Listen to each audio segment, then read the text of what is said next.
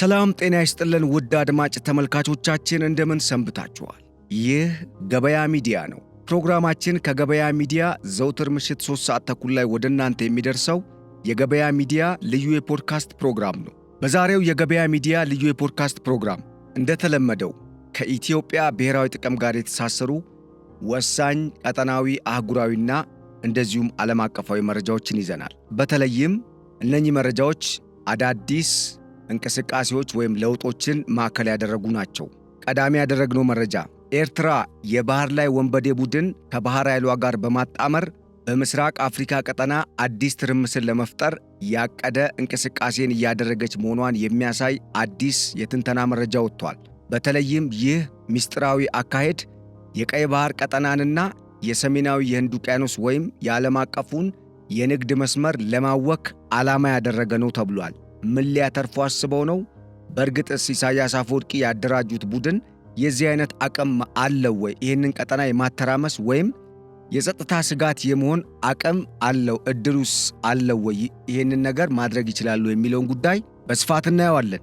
እንደዚሁም በሶማሊያ አዲስ ግጭት ተፈጥሯል። በተለይም የፌዴራሉ መንግስትና ራስ ገዝ ግዛቶች እየተስማሙ አይደለም። ይህ በቀጠናው ላይ ሌላ ትኩሳት እንዳያመጣም ስጋትን ፈጥሯል። ስለዚህም ጉዳይ የምንላችሁ ነገር አለ። በተለይም እነኚህ ራስ ገዝ ግዛቶች የሶማሊያ ፌዴራል መንግስት ያደረገውን የህገ መንግስት ማሻሻያ አንቀበልም ከማለታቸውም በላይ የፌዴራሊዝም ስርዓታቸው ተጠናክሮና አሁን ያለው የፌዴራሊዝም ስርዓት የበለጠ ጠንክሮ እንዲወጣ ፍላጎት እንዳላቸው በጋራ ድምፅ አጽድቀዋል። ይህንንም ለፌዴራሉ መንግስት በጽሑፍ ማቅረባቸው ተሰምቷል። ይሁንና ግን የሶማሊያ የፌዴራል መንግስት አካሄዱ ሌላ ስለሆነ ፑንትላንድም ጁባላንድም ሶማሌላንድም አገር ለመሆን እንቅስቃሴ እያደረጉ እንደሆነ የሚያሳይ በሌላ በኩል ሌላ መረጃ ወጥቷል። እነኚህን መረጃዎች አንድ ላይ እናጠናቀርና ለእናንተ በሚመች መልኩ እንግዲህ እናቀርብላችኋለን። ሌላው የኤርትራ ሀገርነት ዕውቅናን ማንሳትና ስምምነትን መቅደድ ማፍረስ አሊያም ስምምነቱን መተው ምን ማለት ነው? ለምን ያስፈልጋል? ይህንን በማድረጋችን ምን እናገኛለን?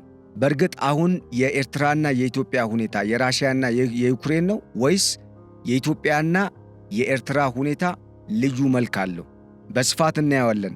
የቀጠናው ሀገራት በኢትዮጵያ ላይ ተጣመሩና ምን ሊያመጡ ይችላሉ?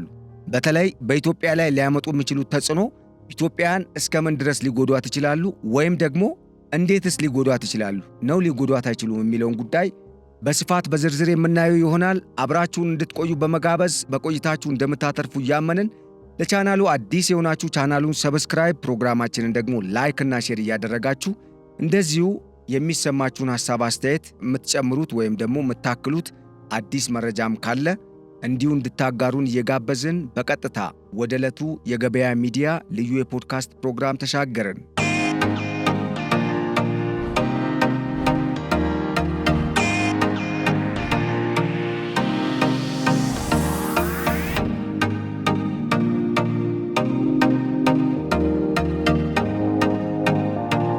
እንግዲህ እንደሚታወቀው የኤርትራ ጉዳይ ቀደም ሲል በርካታ ጊዜ ተናግረናል። በርካታ የዓለም አቀፍና የቀጠናዊ ጉዳዮች ላይ ትንተናዎችን በማድረግ ወይም በመስጠት ሪሰርችን በመስራት በማስተማር የተለያዩ መጽሐፍቶችን በማዘጋጀት የታወቁ ምሁራንም ጭምር በዚህ ጉዳይ ላይ አስተያየት ሰጥተዋል። በርካታ ሰዎችን ኦልሞስት በዚህ ጉዳይ ላይ በተለይ በኢትዮጵያ በኩል ያስማማ አንድ አጀንዳ ግን ተፈጥሯል ይባላል። ይሄ አጀንዳ ምንድን ነው?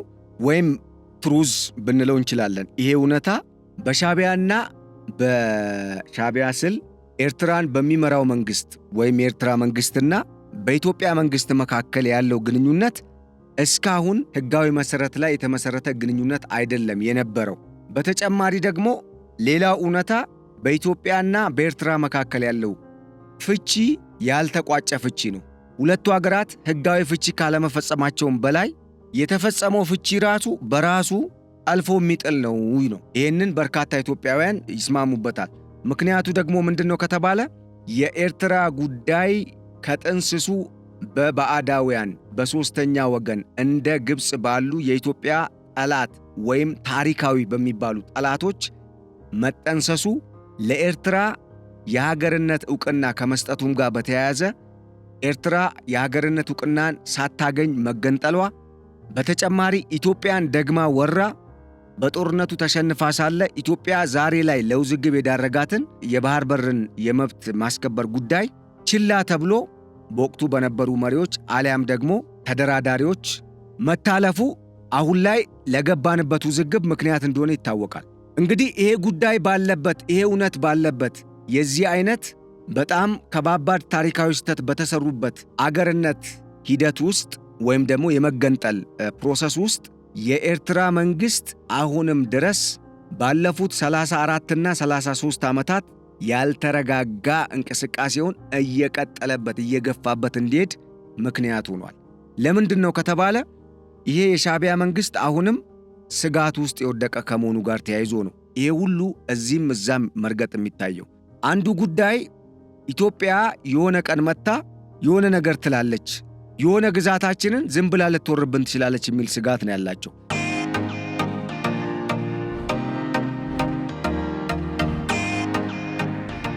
በነገራችን ላይ አንዳንድ እየወጡ ያሉ መረጃዎች ኢሳያስ አፈወርቂ አሰብን ብቻ መስጠት አይደለም እምቢ ያለው። ኢሳያስ አፈወርቂ አሰብን መስጠት እምቢ ብሎ ሳይሆን አሰብን ከሰጠው ነገ ደግሞ ሌላ የኤርትራ ግዛትን ይቀበላሉ፣ በሂደት ኤርትራንም መልሰው ኢትዮጵያውያን ወደ ራሳቸው ይቀላቅሏታል የሚል ስጋት ስላለው ነው የሚሉ ሐሳቦች ይነሳሉ። ያው እንደ ሐሳብ እንየው፣ ግን ኢሳያስ አፈወርቂ የዚህ አይነት ባህሪ ያለው አይመስለኝም። በእርግጥ አንዳንድ ሰዎች የምልከታ አቅማቸው ነገሮችን የሚተነትኑበት የሚያዩበት አንግል ለየት ሊል ይችላል። ምናልባት ከዛ ጋር በተያያዘ ያልታየውን አይተው ሊሆኑ ይችላል። ነገር ግን አሁን እየወጡ ያሉ መረጃዎች እንደሚያመላክቱትና የኤርትራ አቋም ተብለው እየተነገሩ ያሉ በኤርትራ መንግስት ቅጥረኛ አፈቀላጤዎችም ሆኑ በሚኒስተሮቻቸው አማካኝነት የሚለቀቁ መረጃዎች በአብዛኛው የሻዕቢያ መንግስት የኢትዮጵያ መንግስትን እየከሰሰና እየወነጀለ እንደሆነ፣ ኤርትራ ጦሯን ወደ ኢትዮጵያ አፈሙዙን አዙራ ኢትዮጵያን ለመውጋት ብቻዋን ሳይሆን ግብፅንም፣ ሱዳንንም፣ ጅቡቲንም፣ ሶማሌንም እንደዚሁም ሌሎች የአሸባሪ ቡድኖችንም ጭምር የቀላቀለ እንቅስቃሴ ላይ መሆኗን የሚያሳይ ነው። ስለዚህ በዚህ አግባብ ሁለቱ ሀገራት የተካረረ ግንኙነት ውስጥ የሚገቡበት ሁኔታ እየተፈጠረ ባለበት በዚህ ታሪካዊ ወቅት የሻዕቢያ መንግስት የኢትዮጵያ አካሄድ ግራ ስለገባውና የሚያደርገው ነገር ስለጠፋው የመጨረሻ የመጫወቻ ካርታ የሚለውንና ውጤት አመጣበታለሁ ብሎ ያሰበውን ካርታ መዟል። ይሄ ካርታ አንድ ካርታ ነው፣ ግን ሁለት ነገሮች በውስጡ አለው። አንደኛው የኡጋዴን ጉዳይ ነው። ሁለተኛው ደግሞ የባህር ላይ ውንብድናን የሚመለከት ነው። አስገራሚው ነገር የጋሮዌ ኦንላይን የሰሞኑ ከሳምንት በፊት የወጡ መረጃዎች እንዳመላከቱት በሶማሊያ የማዕከላዊ መንግስቱን እየተገዳደረ የሚገኘው አልሸባብና አልቃይዳ፣ አይኤስአይኤስ የተሰኙ ቡድኖች በጋራ በመሆን ፑንትላንድን ትኩረት አድርገው እንደሚሰሩ፣ ጥቃት እንደሚፈጽሙ፣ በተለይ የቦሳሶ ወደብ ላይ ጥቃት እንደሚፈጽሙ። ለምንድን ነው ከተባለ ይህንን ወደብ የተባበሩት አረብ ኤምሬትስ ሄሚቲን የምታስታጥቅበት ድሮን ከዚህ ተንደርድረው የአልቡርሃን መቀመጫ መከተሚያ ወደ ሆነው ፖርት ሱዳን ሁላ ደርሰው የሚመለሱበት ሁኔታ ስላለ ይህንን ኃይል መመከት አለብን ወደሚል እንቅስቃሴ መግባታቸው ተሰምቷል። አንድ ግን እዚህ ጋር ቁም ነገር መረዳት ያለብን ነገር የሻዕቢያ መንግስት በዚህ አካባቢ የሚያደርጋቸው ማናቸውም እንቅስቃሴዎች የራሱንም የምስራቅ አፍሪካ ቀጠና ሀገራትንም ኢንተረስት ወይም ደግሞ ጥቅም ያማከለ አይደለም። ባጭሩ የሻዕቢያ መንግስት እንቅስቃሴ አጠቃላይ የሚያሳየው የግብፅን ዓላማ፣ ፍላጎትና ሐሳብ እና ስትራቴጂ ነው። ያንን ማዕከል ያደረገ እንቅስቃሴ ነው የሚያደርገው። ውጤቱም የግብፅን ፍላጎት የሚያሳካ እንዲሆን ነው እየተጋ ያለው።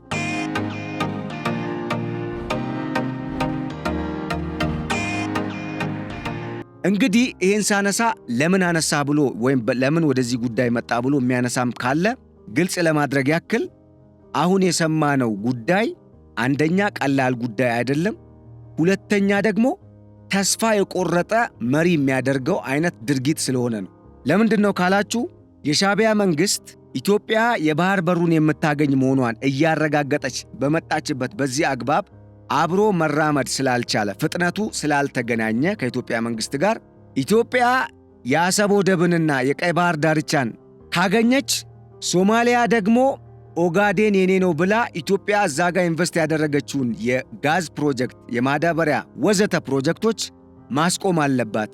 ወይም ደግሞ ከዛ የኢትዮጵያ ኢኮኖሚ ተጠቃሚ እንዳይሆን ኢትዮጵያ እንዳትጠቀምበት የኔ ነው ብላ መቆጣጠር መያዝ አለባት የሚል አጀንዳን ያቀረቡት ኢሳያስ አፈወርቂ አንደኛ ምን ያህል በመሪዎቹ መካከል ያለውን ጥርት ያላለ ግንኙነትም የሚያሳይ ነው። ለምንድን ነው ከተባለ የኦጋዴን ስምምነት የተፈረመው 1964 አካባቢ የኤርትራ የነጻነት ቀን ብለው የሚያከብሩትና ኤርትራ ከኢትዮጵያ ተገንጥያለሁ ብላ ራሷን ያወጀችበት ቀን 1980ዎቹ። በእነኚህ ዓመታት ብቻ እንኳን 20 ምናምን ዓመት ልዩነት አለ። እንደው እውነት እንነጋገር ከተባለና 1963 እና 64 ምን እንደጸደቀ ይታወቃል። የአፍሪካ አንድነት ድርጅት በአዲስ አበባ ሲመሰረት ቻርተሩ የጸደቀበት ጊዜ ነው አይደል እንዴ? ይሄንን የቻርተር ድንጋጌ ወይም በቻርተሩ ላይ የጸደቁ የተቀመጡ ድንጋጌዎች ኦር ደግሞ ቻርተሩ ኢትካምቢ ዲክላሬሽን ማለት ትችላላችሁ። ለማንኛውም በቅኝ ግዛት ዘመን የነበሩ ግዛቶች በነበሩበት ይቀጥላሉ የተባለው በዚህ በምስራቅ አፍሪካ ቀጠና ላይ ቅኝ ግዛት የተገዙ አገሮች አሉ፣ ኢትዮጵያ ብቻ ስትቀር። እንደ አፍሪካም ኦልሞስት ሁሉም ቅኝ ግዛት ተገዝተዋል፣ ኢትዮጵያ ብቻ ስትቀር። አንድ ነፃ መሬት ላይ የሰፈረ ህዝብ አለ፣ የላይቤሪያ ህዝብ።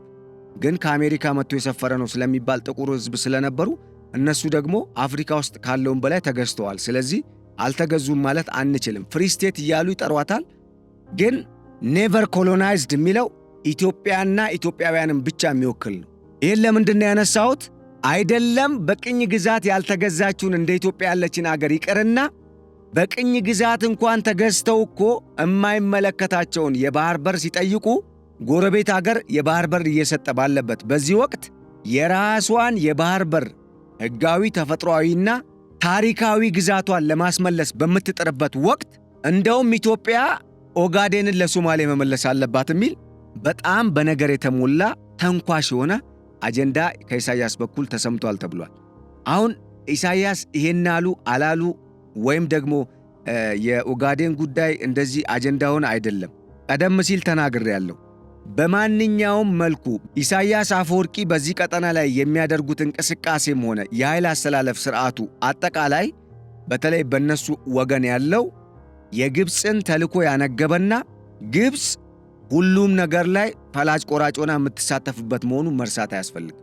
ምክንያቱም እያንዳንዱ ነገር ግብፅን ለማስደሰትና ከግብፅ የሚደረግለትን ድጋፍ ምክንያት በማድረግ የሚደረግ እንጂ የሻዕቢያ መንግሥት በራሱ ራሱን ችሎ ለመቆም የሚያስብ ለሕዝቡ ልማት ደግሞ የሚጨነቅ መንግሥት ስለሆነ አይደለም። ቢሆን ኖሮ 34 ዓመት ኢሳያስ አፈወርቂ ጺማቸውን እያሳደጉ ነው እንደ ቁጭ የሚሉት። ሥራ ይሰሩ ነበር እኮ። የተለያዩ ልማቶች ይመጡ ነበረ። በርካታ ነገሮች መስራት ይቻል ነበር እዛ አካባቢ።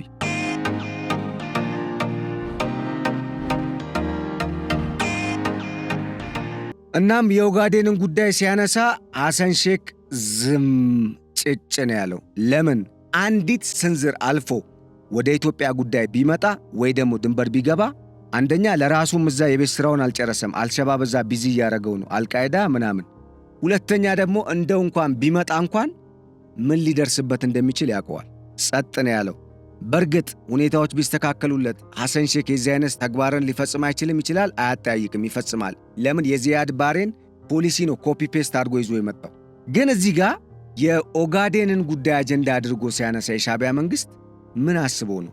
እዚህ ላይ ምንድነው ትርፉ የሚለውን ነገር በተወሰነ እንይና ወደ ሁለተኛው በጣም አደገኛውና ኢሳያስ አፈወርቂ ራሳቸውን ጨምሮ የኤርትራንም ሕልውና ጥያቄ ውስጥ የሚያስገቡበት አደገኛ በጣም የሚያሰጋቸውን ካርድ መዘዋል፣ የመጫወቻ ካርድ። ወደሱ እንሄዳለን። እዚህ ጋር የቀይ ባህር ቀጠናንና የምስራቅ አፍሪካ ቀጠናን አጠቃላይ ማመስ ዓላማቸው ያደረጉት ግብጾችና የግብፅ ተቀጽላዎች ኦጋዴን እንድትመረጥ ወይም ደግሞ የሻዕቢያ መንግሥት በዚህ ጉዳይ ላይ ከተለያዩ አሸባሪ ቡድኖች ጋር እንዲሰራ የተፈለገበት ምክንያት አንድም በአልቡርሃን ላይ የሚደርሰውን ጥቃት ያ ማለት ፑንትላንድን ነው አደለ? እነኚህ አልሸባብና አይኤስአይኤስ አልቃይዳ የሚባሉ ቡድኖች ትኩረት አድርገን እንሰራለን ተጣምረን ያሉት። ስለዚህ ያንን ቀጠና ከያዙ ግዴታ አልቡርሃን ላይ የሚተኮሰው ድሮን ቦታ ሊቀይር ነው ማለት ነው። ቢኮዝ ቴክ ኦቨር ያደርጉታል። ይሄ ደግሞ አልቡርሃን እዛ እንዲያሸንፍላቸው ስለሚፈልጉ በድሮን የሚደርስበትን ጥቃት ይቀንስለታል። ወደዛም የሚደረግ የድሮን እንቅስቃሴ አሁን ላይ ለጊዜው ላይኖር ይችላል ማለት ነው እንደነሱ እሳቤ። ሁለተኛውና መሰረታዊ ጉዳይ ግን እዚህ ላይ ሁለቱ ሀገራት ወደ ውዝግብ ከገቡ ይሄ ውዝግብ ወደ ምን እንደሚቀየር ያውቃሉ። ለምሳሌ የኦጋዴን ጉዳይ ሲነሳ ጥያቄው ኦጋዴን መሆኑን አይደለም ማየት ያለባችሁ፣ የኢትዮጵያ ግዛት መሆኑን ነው። ለምን በግዛት ጉዳይ የተነሳ ኢትዮጵያ ግጭት ውስጥ የምትገባ ከሆነ አገር ጋር እዛ ጋር ያለው ትልቁ የባህር በር ጥያቄ ይረሳል። ቢኮዝ አገርና አገር ስለሆነ ውጊያ ውስጥ የሚገባው አንዱ የሰሩት ካልኩሌሽን ይሄ ነው።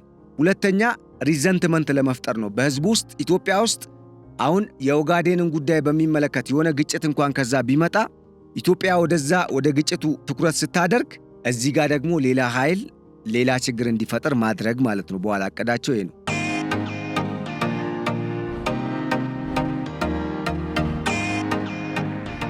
ሌላው ጉዳይ በምስራቅ አፍሪካ ቀጠና ኢትዮጵያ እንደ ማዕከል የምትቆጠር አገር፣ እንደ ብሪጅ፣ እንደ ድልድይ፣ እንደ አስተሳሳሪ የምትቆጠር አገር ነች።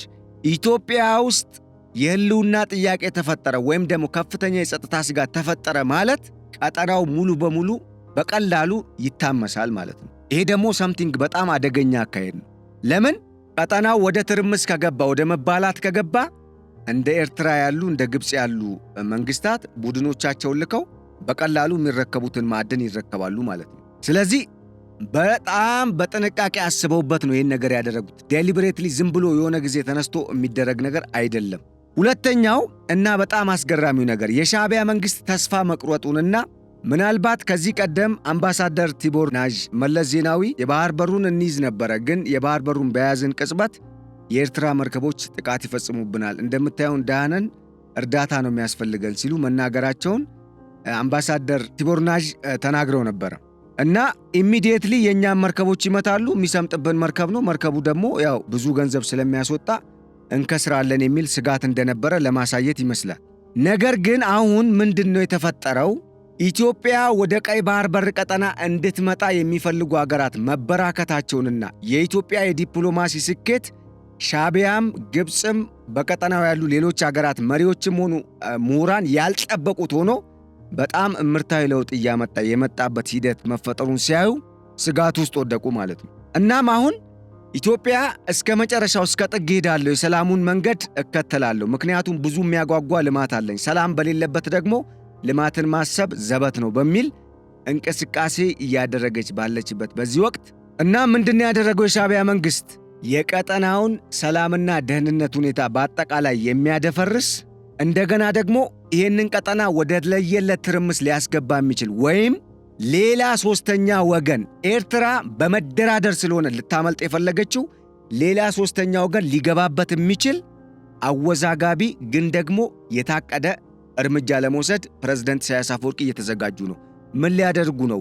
የሶማሊያ የባህር ላይ ወንበዴዎች እንደምንላቸው ከዚህ ቀደም እንዳየናቸው አሁንም የሶማሊያ የባህር ዳርቻዎች፣ የጅቡቲ ባህር ዳርቻዎች፣ የቀይ ባህር ዳርቻዎች የሚንቀሳቀሱ የተለያዩ ይሄ የባህር ላይ ወንበዴ ቡድን አንድም በቀይ ባህር መግቢያ በአሰብ ወደብ አካባቢ ከምጽዋ ወደብ በስተ ምስራቅ አካባቢ ዝቅም ከፍም ብለው የሚገኙት የዳህላክ ደሴቶች አካባቢ ከፍ ስል ደግሞ ከምጽዋ በላይ ማለት አይደለም፣ ወደ ምጽዋ የተጠጋ ሆኖ ግማሹ የተወሰኑ ደሴቶች ምጽዋ ጋር ቀረብ ብለው ነው የሚገኙት። ከአሰብ ትንሽ ራቅ ይላል። እስከዛ ድረስ የተለያዩ እንቅስቃሴዎችን ያደርጋሉ። አሁን አጠነሳሰሱና ዓላማው ነገሮች አልሆን ብለው ከቁጥጥር ውጭ ሆነው ከእጄ ወጥተው ኢትዮጵያ የባህር በሩንና ይህንን ቀጠና የምትቆጣጠር ከሆነ ብቸኛው ኢትዮጵያን የምናጠቃበት አማራጭ ይሄ ነው፣ ስለዚህ ጦር ማሰልጠን አለብን ብለው የባህር ላይ ውንብድናን እያሰለጠኑት ያለ ወጣት አለ። ይሄ የሽብር ቡድን ደግሞ በራሱ ብቻ ሳይሆን በዚህ ቀጠና ላይ ከሚንቀሳቀሱ ሌሎች ዓለም አቀፍ የሽብር ቡድኖች ጋርም አብሮ ነው የሚሰራው።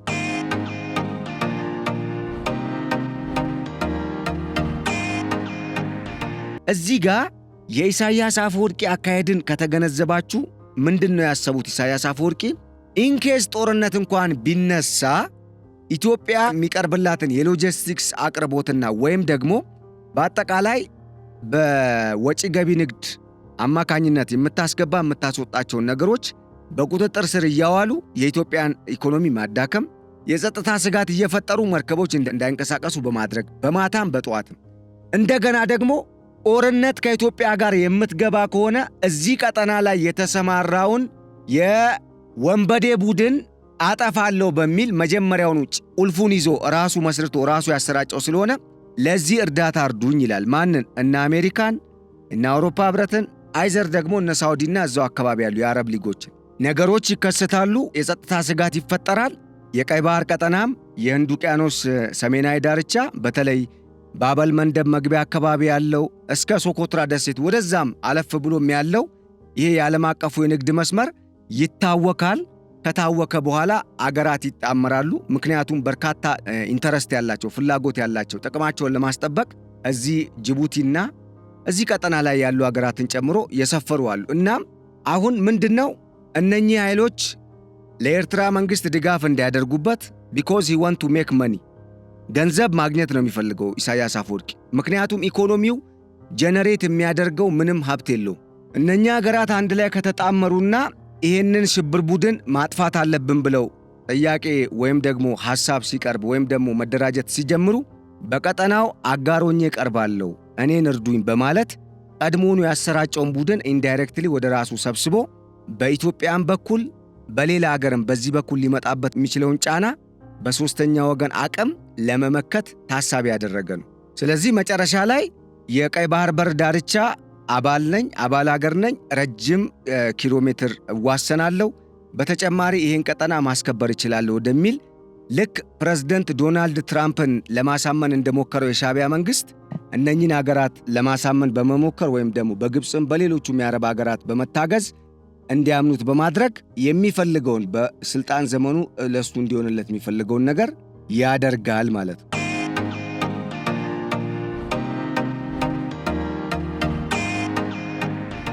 እና የሚገርማችሁ ከዚህ ቀደም ስንሰማ የነበረው በሶማሊያ የባህር ዳርቻ በተለይ በሶማሊያ የህንድ ውቅያኖስ ባህር ዳርቻ አካባቢ የተለያዩ ህገወጥ መርከብተኞች፣ የውሃ አካላት። ስለዚህ ኢሳያስ አፈወርቂ አሁን ያሉበት ሁኔታ ምንድነው ከተባለ አንድም የኢትዮጵያን ስስብልት የሚሉትን ነገር በእርግጥ መስሏቸው ነው እንጂ የኦጋዴን ጉዳይ ከኤርትራ ጋር የሚገናኝ ጉዳይ አይደለም። በተጨማሪ ደግሞ ኢትዮጵያ የጠየቀችው ህጋዊ ነው። እንደገና ኢትዮጵያ ያቀረበችው ሰነድ ህጋዊ ነው። ኢሳያስ አፈወርቂ ግን ህገወጥ ናቸው። ኢትዮጵያ ላይ በደል ፈጽመዋል። ኢትዮጵያን ለኪሳራ ዳርገዋል። ኢትዮጵያ አይናቸው እያየ አሰብ ወደብ ዝም ብሎ ተቀምጦ ላለፉት 34 እና 33 ዓመታት የወደብ ኪራይ ኦልሞስት በመሃል ላይ ኢትዮጵያ በአሰብና በምጽዋ ንግድ ታደርግ ነበር ምናምን የሚል ነገር አለ። ያን ጊዜ ምን እንደነበር ታሪኩን ወደ ኋላ ሄዶ ማየት ነው። ኢትዮጵያ ምክንያት የሆናትና ወደ ጅቡቲ ወደብም እንድትቀየር ወይም በዛ በኩል ትልቁን ኢምፖርት ኤክስፖርት ንግዷን እንድታደርግ ያስቻላት አንድም የወደቦቹ የተሻለ መሆን ነው። የአሰብ ወደብና ሌሎቹ አካባቢዎች ያሉ ወደቦች ሲታዩ የሚገናኙ ስላልሆኑ ማለት ነው። ስለዚህ አሁን የኢሳያስ አፈወርቂ አካሄድ በዚህ ቀጠና ላይ ምንድነው? አንድም ኢትዮጵያን በውስጥ ጉዳይ ማወዛገብ፣ ከልማት ማስቀረት። ሁለተኛውና ትልቁ ሌላው ደግሞ ምንድነው? በዚህ ጦርነት የሚተረፍ ትርፍ አለ። ይሄንን ትርፍ ለማትረፍና ለማግኘት መጀመሪያ ፓይረሲን ባህር ላይ በውሃው ቀጠና ላይ ማሰማራት፣ የሆነ ኃይል እዛ አካባቢ ሲንቀሳቀስ ካገኘ እርምጃ እንዲወስድ ትዕዛዝ እንደመስጠት ማለት ነው። ይሄ ደግሞ በአንድ በኩል በአገር ውስጥ ኃይሎች ኢትዮጵያ ውስጥ የተለያዩ ኃይሎችን በማጣመር እያዋጋ፣ በሌላ በኩል ደግሞ ዓለም ከሱ ጋር እንዲቆም ኢትዮጵያ ለራሷ ሰላሟ የተናጋ አገር ነች። ስለዚህ እኛ እዚህ ጋር ያለውን የሰላምና የጸጥታ የደህንነት ሁኔታ እናስከብራለን፣ ጊዜ ስጡን በሚል ያ የሚቋምጥለት የገንዘብ ድጋፍ ከምዕራባውያን ሀገራት በአብዛኛው እንዲመጣና እሱ ኪስ እንዲገባ ለማድረግ የታቀደ የቢዝነስ ጨዋታ ነው፣ እቅድ ነው ይሄ። ይሄ ደግሞ በተለያዩ አጋጣሚዎች የኢሳያስን ዕድሜ ለማርዘም ከመርዳቱም በላይ ኢሳያስ ዳግም ለማንሰራራት ትንሽዬም ብትሆን የተስፋ ጭላንጭል የሚያዩበት የገንዘብ ማለት ነው አቅም ይኖራቸዋል ማለት ነው። ለምን? ኢትዮጵያ ሁለቱም አጀንዳዋ ኢትዮጵያ ላይ ለመስራት ታቀዶ የተዘጋጀ ስለሆነ በአንዱ አጀንዳ እዚህ ጋር የምትጠመድ ከሆነ እነሱ እንዳሰቡት እዛ ጋር የባህር ላይ እንቅስቃሴን የሚገቱ የሚያውኩ የወንበዴ ቡድን አለ። የባህር ላይ ወንበዴዎች ስማቸው ስለሆነ ነው። ከዛ አሁን እያየን እንዳለነው የአሜሪካ መንግስትም የእስራኤል መንግስትም የራሽያ መንግስትም ቻይናም ፈረንሳይም እንግሊዝም ስንቱን ልጥራላችሁ በርካታ አገራት በተለይ ተጽዕኖ ፈጣሪ የሚባሉ በዓለም ላይ ተጽዕኖ የመፍጠር አቅም ያላቸው አገራት ከኢትዮጵያ ጋር ጥምረት እየፈጠሩ ኢትዮጵያ በዚህ ቀጠና ያላቸውን ጥቅም እንድታስጠብቅላቸው እንቅስቃሴ እያደረጉ ነው።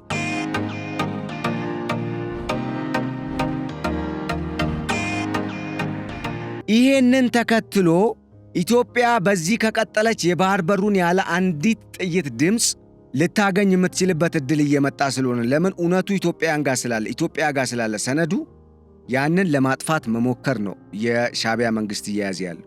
አስገራሚው ነገር ግን ይሄንን በማድረጓ ደግሞ ኤርትራ እንደ ነፃ ሀገር ኢትዮጵያን ደግሞ እንደ ምትባላ ወይም ሰላሟ እንደተናጋ አድርጋ በመሳል እንግዲህ ያው ከዛ ጋር በተለይ አሜሪካና የአውሮፓ ህብረትን በስትራቴጂክ አቀማመጧ ምክንያት ቀልባቸውን የገዛች ግብጽ የምትባል ሀገር አለች።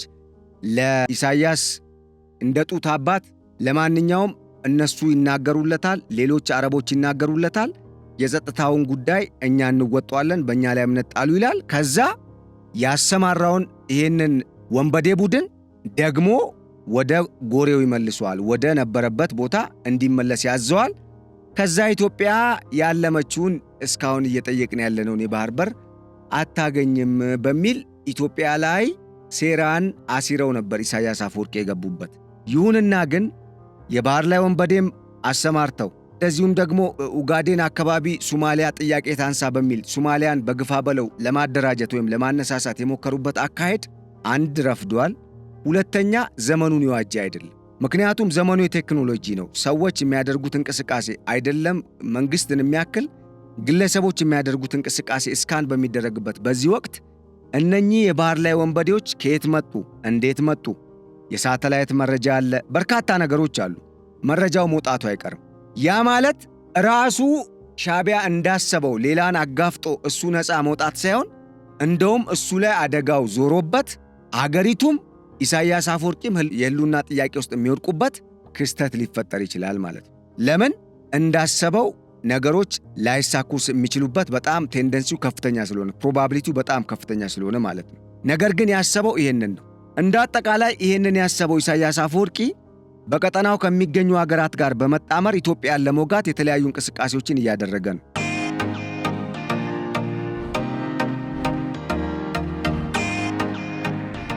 እንደው በጣም የሚገርመኝ ነገር የኤርትራና የኢትዮጵያ ጉዳይ እኮ ዩክሬንና ራሽያን ይመስላል የሚል አስተያየት እኮ እየተሰጠ ነው። በእርግጥ ይመስላል እንዴ? እንየው እስኪ አሁን ከዚህ ጉዳይ ጋር እንዴት እንደሚገናኝ እንየው። ኢትዮጵያ በዚህ ቀጠና ላይ እጁን እንዲያስገባ የማትፈልገው ታሪካዊ ጠላት የሚባል ሀገር አላት፣ ለምሳሌ ግብጽ። በአንጻሩ ኤርትራና ሶማሌን የመሰሉ ኢትዮጵያን ወረው ያሉ አገራት ደግሞ ከዚች ከኢትዮጵያ ታሪካዊ ጠላት ከሆነችው ሰይጣን ሀገር ጋር ጥምረት ፈጥረው እየሰሩ ነው። አሁን ኢትዮጵያና ሶማሊያ መካከል የመጣው ውዝግብ እስካሁንም እርቅ ያላገኘው ወይም ደግሞ እልባት ሳያገኝ በንጥልጥል የቀረው ግብጽ ከሶማሊያ ቱጣ የኢትዮጵያ መንግስት አቋም ነው። ለምን እዚህ መጣች? ጦርነት ለማደራደር ሰላም ለማምጣት ሰላም አስከባሪ ዲፕሎይ ለማድረግ ከፈለገች ሱዳን አለላት፣ ጋዛ አለ። ጋዛ እኮ አሁንም ሁማኒታሪያን ኤድ ይፈልጋሉ። ለምን ጋዛ ያን ሁሉ ስትሆን ግብጽ ዝም አለች? ዛሬ ሶማሊያ ጋር ሰላም ማስከበር ሲባል ለዛውም በሶማሊያ ውስጥ በጣም በርካታ ታሪኮች ሲሰሩ ዝም እያለ ይህ አይነት ቀጠናዊ ጉዳይ ሲመጣ አቤት የሚል መንግስት ባለበት ሁኔታ ግብጽ ገብታበት ነገሩ ሰላም ስለማይሆን ኢትዮጵያ ከግብጽ ጋር ከተጣመርክ ያው የኔ ጠላትነ ነው። ይሄ ደግሞ ትክክል ነው። ምክንያቱም የሀገር ህልውና ነው። እሱም ለራሱ ጥቅም ሲል ነው ሐሰን ሼክም ከግብጽ ጋር የተጣመረው። ኢትዮጵያም ደግሞ ኖ የምትለው የራሷን ጥቅም መሰረት አድርጋ ነው። ምክንያቱም ማንም ሀገር መጀመሪያ የሚያስጠብቀው ብሔራዊ ጥቅሙን እስከሆነ ድረስ ማለት ነው። ስለዚህ አሁን ኢትዮጵያ በአራቱም አቅጣጫ ማለት ባንችልም በሰሜንና በሰሜን ምስራቅ በደቡብና በደቡብ ምስራቅ አካባቢ ባለው በተለይ በደቡብ ምስራቅና በአብዛኛው የሶማሊያን ግዛት በሚያዋስንበት ድንበሩ አካባቢ የሚደረጉ ኢንኬዝ ወደ ኢትዮጵያ ሊመጡ የሚችሉ ስጋትን የሚደቅኑ እንቅስቃሴዎች ካሉ ቀጠናዎቹንም ልትቆጣጠር የምትችልበት አካሄድን መከተል ይኖርባታል። ምክንያቱም እነኚህ ቀጠናዎች ለጠላት በተተዉ ቁጥር ጠላት አፍንጫ ስር እየመጣ ኢትዮጵያን በውስጥ ጉዳይ ቀደም ሲል እንደነገርኳችሁ በተለያዩ ጉዳዮች ቢዚ እንድትሆን በማድረግ ከዋናው አገራዊ ዕቅዷ ብሔራዊ ፕሮጀክቷ እንድትዘናጋ ሊያደርግ ማለት ነው። ዓላማው ይሄ ነው የሚሆነው። ይሄ ደግሞ አሁንም ሌላ ጊዜ ልንጠብቅ ነው ማለት ነው ለባህር በሩ እየቻለን ግን በጸጥታ ስጋት ምክንያት ማለት ነው። ይሄ እንዳይሆን ነው እንግዲህ ኢትዮጵያ እዚህ ላይ በዛ ጥንቃቄ በተሞላበት ግን ደግሞ እዛ ድረስ የዘለቀ አካሄድን መሄድ አለባት የምንለው።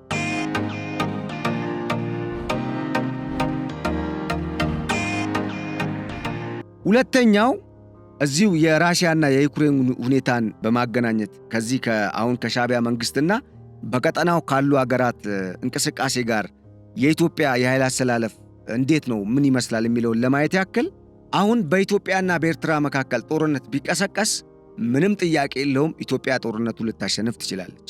በኢትዮጵያና በጅቡቲ መካከል ጦርነት ቢቀሰቀስ አይቀሰቀስም እንጂ ኢትዮጵያ ማጋነን አይሆንብኝና ማለት ነው ሳምንት የሚፈጅባት አይመስለኝ፣ ሳምንት የሚዋጉን አይመስለኝም። አንደኛ የመልክዓ ምድራዊ አቀማመጣቸው አመቺ አይደለም። እነሱ በጥምም ሊሞቱ ይችላል። እኛ እዚህ ደጋም ሆነ ቆላማ ቦታ ላይ ተቀምጠንም እዛ ሄደን የመቋቋም አቅም አናጣም። ለምን ታይቷላ። ግን ሌላው አስገራሚው ነገር እዚህ ላይ መረዳት የሚያስፈልገው ነገር እንደው ኢትዮጵያ ጦርነት አስባ ቢሆን ኖሮ በእርግጥም ወረራ ቢሆን ኖሮ ኢትዮጵያ የያዘችው አሁን ኢሳያስ አፈወርቂ ባለችው አቅም እንደዚሁ እንዳቅሚቲ ማለት የአዲስ አበባን ከተማ የሚያክል ኢኮኖሚ እንኳን ሳይኖረው አንዴ የባህር ላይ ወንበዴ፣ አንዴ ምጥርቅሴ፣ አንዴ ደግሞ ሂዱና ኡጋዴን ላይ ኢትዮጵያ ላይ የጸጥታ ስጋት ፈጠሩ፣ ፑንትላንድን ያዙ የሚል እድል ይኖረው ነበር? እነኚህ ሰዎች የሚያደርጉት ነገር አንዳንዴ ግራ ነው የሚያጋባው። ማለት በዚህን ያህል ደረጃ ጦርነትን ለምንድን ነው የሚፈልጉት የሚለውን ጉዳይ የበለጠ እንድንጠይቅ የሚያደርግ ነው። ያለ ጦርነት አመሰራረቱ ከጦርነት ከግጭት ከክፋት፣ አሁን ደግሞ ፍጻሜውም በጦርነት ነው መሆን ያለበት። ክንችር ክችች እንደዚህ አይነት አቋም ማለት ነው። እና ኢትዮጵያ ጦርነትን መጀመሪያ አስባ አልማ ቢሆን ወይ ወረራ ቢሆን እቅዷ ምንም እኮ የተለያዩ ሐሳቦችን መሰንዘር እኮ አያስፈልግም። ለምሳሌ ዕውቅናን ማንሳት ምናምን ወዘተረፈ ቀጥለን የምናየውን አጀንዳ ማንሳት እኮ አያስፈልግም። በቃ ጀስት የኔ ነው ክሌም ማድረግ፣ ከዛ በኋላ ወረራ ሲጀመር ይሄ ስምምነት የሚባለው በጥርቅስ የሚባለው ነገር ይፈርሳል ማለት ነው። ያንን ላለማፍረስ ነው ኢትዮጵያ ለዓለም አቀፍ ሕግም ለአፍሪካ አንድነት ድርጅት ቻርተርም ተገዢ በመሆን ነው እስካሁን እንደውም በኢትዮጵያ ላይ የተቆመረባት የቆየው። እና አሁን ሶማሊያ አቅም ኖሯት ኢትዮጵያን ጠይቃ ኡጋዴንን ታስመልሳለች? እንደው ኢትዮጵያና ሶማሊያ መካከል አንድ ክስተት ቢከሰት ኢትዮጵያ ሌላውን ግዛት አትቆጣጠርም የሶማሊያን አሁን ባላት አቅም? ስለዚህ ቀድም የነገርኳችሁ የሻዕቢያ መንግስት ከኋላ ያሰበው ይህንን አጀንዳ ለፕሬዝዳንት ሐሰን ሼክ ማህሙድ ሲሰጥ ወይም ሶማሊያ ኦጋዴንን በካይሮ የተፈረመውን የካይሮን ዲክላሬሽን ንዳ ሶማሊያን ማለት ነው የ64ቱን ስምምነት ንዳ ኡጋዴንን የኔ ነው ብላ መቆጣጠር አለባት ብለው ኢሳያስ አፈወርቂ ሲሰጡ አንደኛ የራሳቸው ያረረባቸው የሰው ለማማሰል መሞከራቸውን የእርጎ ዝንብ መሆናቸውን የሚያሳይ ነው። ሁለተኛ ግን ይሄ ጉዳይ በኢትዮጵያ መንግስት በኩል በቀላሉ እንደማይታይ ስለሚያቅ የኢትዮጵያ መንግስት ደግሞ ጠቅላላውን ወደ ውስጥ ሊገባ ስለሚችል ወደ ሶማሊያ ያን ጊዜ እኔ በሰሜን በኩል ኢትዮጵያን ወግቼ የሆነ ነገር አደርጋለሁ ያለቃዬን ወይም ደግሞ የጡት አባታችን የግብፅን አጀንዳ እናስፈጽማለን የሚል አንድምታ ያለው ነው። ከኋላ ይሄ ነው አሻጥሩ። ምክንያቱም ሁለት የማይገዳደሩ አይደለም የማይደራረሱ ኃይሎችን ወደ ጦርነት እንዲገቡ የሚጋብዝ አካል ከሁለቱ ጦርነት የሆነ ለመጠቀም ያሰበና ኃይል ሴቭ ለማድረግ ያሰበ ወይም ለመቆጠብ ያሰበ እንጂ ባይኖ ሚንስ ኢስማኤል ኡመር ጊሌ አሁን ከኢትዮጵያ ጋር መዋጋት ይመርጣሉ ወይም ያስቡታል? አያስቡትም። ስለዚህ የዚህ አይነት አካሄድ ነው እየሄዱ ያሉት።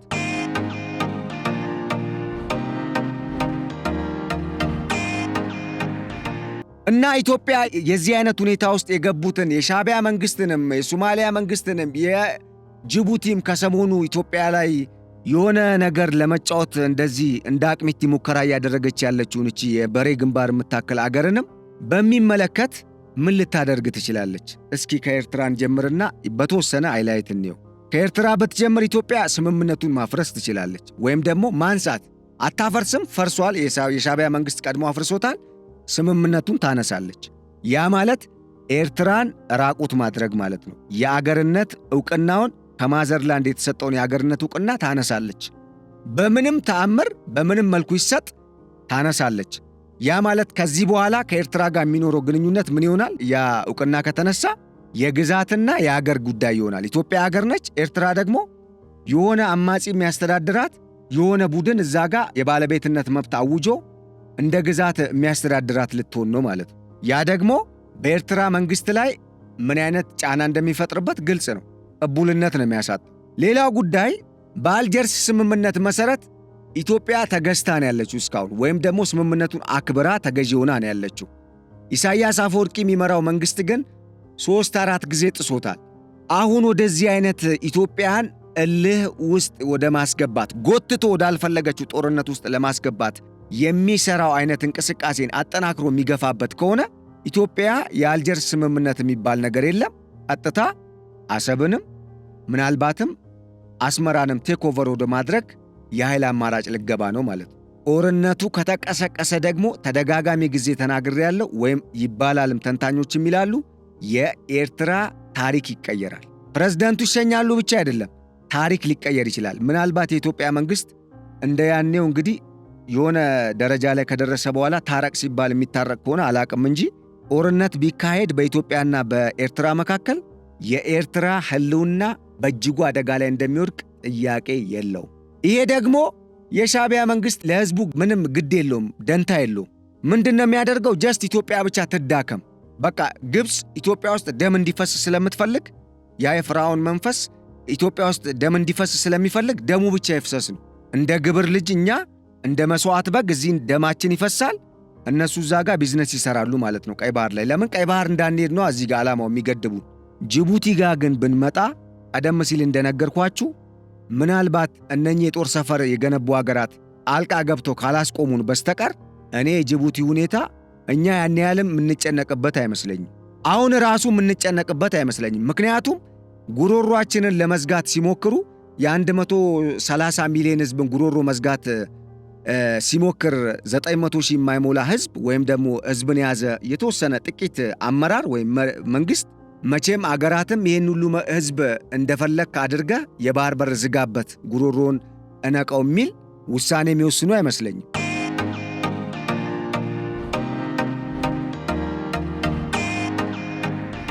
በተጨማሪ ደግሞ ልክ ዩጋንዳ በኬንያ በኩል እንደምትጠቀመውና እንኳን መዝጋት ጭራሽ ሌላ ዕድል እንዲሰጣት እየጠየቀች ባለችበት አግባብ እኛም እኮ ከጅቡቲ ጠይቀን ወደ ባህሩ እኮ የመቅረብ መብት አለን። በዓለም አቀፍ ሕግም እኮ ይፈቀድልናል። የአፍሪካ ህብረትም በ1982 አካባቢ የተፈረመውም የዓለም አቀፉ የባህር ሕግም እኮ ለኢትዮጵያ ይፈቅዳል።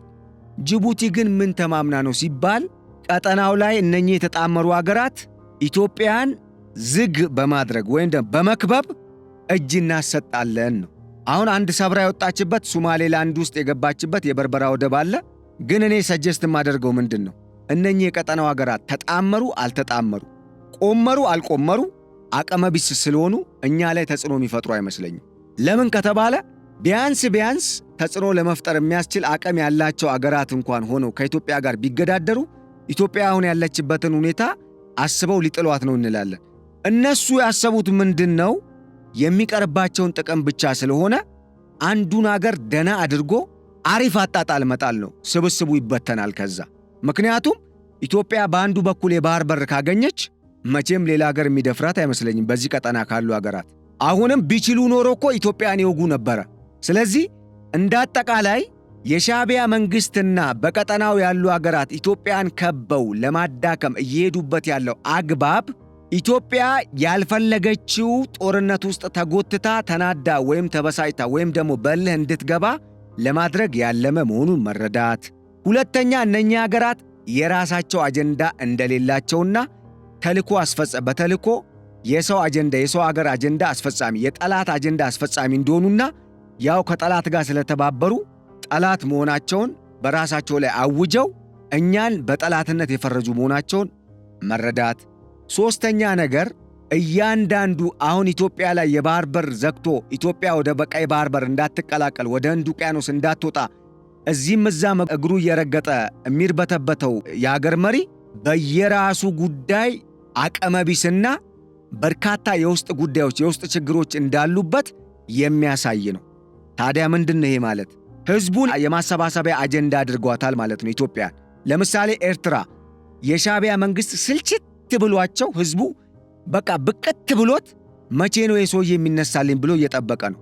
አሁን ደግሞ መሃል ላይ የሆነ እንቅስቃሴ ተጀምሮ ነበር ሻዕቢያ ላይ የኢሳያስ አፈወርቂ መንግስት ላይ አብዮት ለማስነሳት የጃንዚዎች የወጣቶች ማለት ነው። ይሄ የኢንተርኔት ጄኔሬሽን የሚል ነውጥ ተነስቶ ነበረ በበርካታ ሀገራት። ኬንያ ውስጥ ተነስቷል፣ ወደ ላቲን አሜሪካ ሄዷል፣ ወደ ሩቅ ምስራቅ ሄዷል፣ ወደ ደቡብ እስያ ሀገራት ሄዷል። የመንግስት ለውጥ አድርጓል፣ ማዳጋስካርም ጭምር በርካታ ሀገራት ሄዷል። ብቻ የዛ አይነት የለውጥ እንቅስቃሴ ተጀምሮ ነበር ኤርትራ ውስጥ። አሁን የባህር በሩ ጥያቄ ሲመጣ የአገር አንድነት ማምጫ ወይም ደግሞ መፍጠሪያ አጀንዳ አድርጎ ነው እየተጠቀመው ያለው። ምን እያለ ኢትዮጵያ ልትወረን ነው፣ ቀጥቅጣ ልትገዛን፣ ልትወረን፣ አገራችንን ልትወስድ ነው በሚል እና ይሄ ምንድነው ለኛ የሚያስረዳን? ደካማ ናቸው ማለት ነው እነኛ ሀገራት በውስጣቸው። ስለዚህ በሆነ አማራጭ ተጠቅመን መጣል የምንችልበት አቅምና እድል መፍጠር እንደምንችል ካመንን የሆነ ሚንስ እንደሚኖር ግልጽ ነው ማለት ነው። ያ ማለት ጦርነት ውስጥ እነሱ ጎትተውን ገብተን እንድንጎዳ ወይ እንድንዳከም እንደሚያደርጉ ሳይሆን ወይም ደግሞ እንድንሆን እንዳሰቡት ሳይሆን ጉዳዩ ምንድነው መሆን የሚችለው ማለት ነው። በተዘዋዋሪ ራሳቸው ላይ ሂሳብ መስራትና ራሳቸው ላይ ቆምረን እስማኤልም በዛው ዕድሜው ቻው፣ ያኛውም ሽማግሌ 80 ዓመት ሆኖታል በእርግጥ እንዲሄድ ማድረግ ነው ማለት ነው።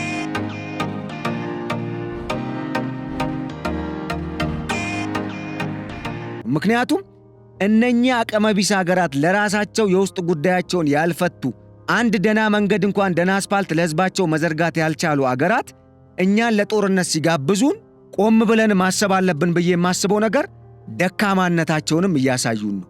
ለምን ኢትዮጵያን ጠላት የሚያደርጉት የውስጥ ፖለቲካቸውን በኢትዮጵያ ጠላትነት ላይ የተመሰረተ አድርገው ስለተነሱ ነው እንጂ ኢትዮጵያ ጠላት ስለሆነች አይደለም።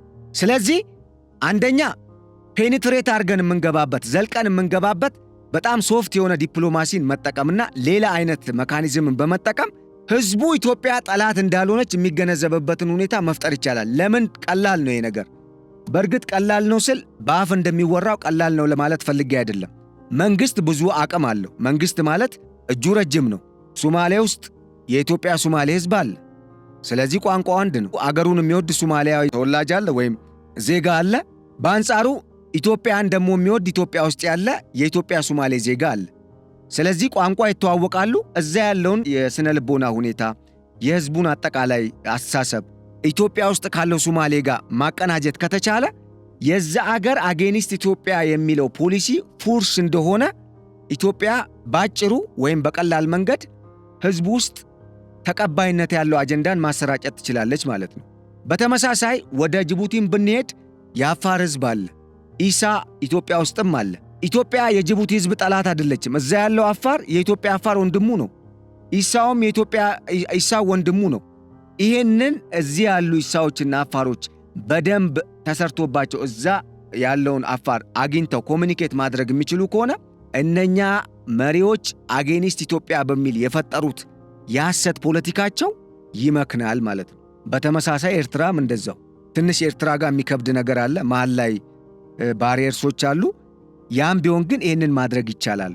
ስለዚህ እንዳጠቃላይ መልእክቴ ምንድን ነው ወይም ስጠቀልለው ኢሳያስ አፈወርቂ የሚመሩት የሻዕቢያ መንግስት ተስፋ በመቁረጡ ምክንያት የባህር ላይ ውንብድናን ስራቸው ያደረጉ ኃይሎችን አሰልጥኖ የምስራቅ አፍሪካ በተለይ የቀይ ባህር ቀጠናና የህንድ ውቅያኖስ ሰሜናዊ ዓለም አቀፍ የንግድ ዳርቻዎችን ወይም የውሃ አካላትን በማወክ ኢትዮጵያን በውስጥ ጉዳይ ኃይሎች ጋር ቢዚ እንድትሆን በማድረግ መጨረሻ ላይ እኔ ነኝ ይህን ቀጠና ሰላም ማደርገው በሚል ራሱ ያሰራጨውን ወይም ያሰማራውን ኃይል ግባ ክተት ብሎ ገንዘብ ሊበላበት ነው። ሌላ ነገር የለውም፣ አቅምም ስለሌለው። ያ ማለት በአጠቃላይ ምን ለማለት ነው?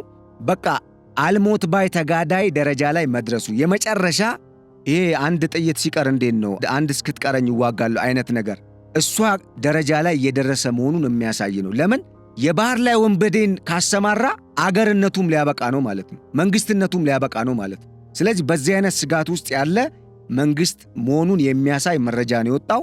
ይህንን እንድትገነዘቡ ነው። ሌላው ጉዳይ የቀጠናው ሀገራት ቢጣመሩም ቢፎክሩም ሁሉም ሀገራት ደካማ ናቸው። በውስጣቸው የራሳቸው የሆነ የማይወጡት የቤት ስራ አላቸው። ለህዝባቸው ደና አስፓልትም አልሰሩ። ስለዚህ እነኚህን ሀገራት እነሱ የሆነ አንድ ክላሽ ይዘው በተነሱ ቁጥር ወደ ጦርነት ሳይሆን እኛ መግባት ያለብን ስሙዝሊ በሌላ መንገድ እነሱን የሚያንኮታኩት የአስተሳሰብ ለውጥም የፖለቲካ ለውጥም በውስጣቸው ሊያመጣ የሚችል አካሄድን ወይ ስትራቴጂን ብንነድፍ የተሻለ ሊሆን ይችላል ብዬ አስባለሁ። ሶማሊያ ውስጥ አሁን ያገረሸውም ግጭት ይሄንኑ ነው የሚያሳየው።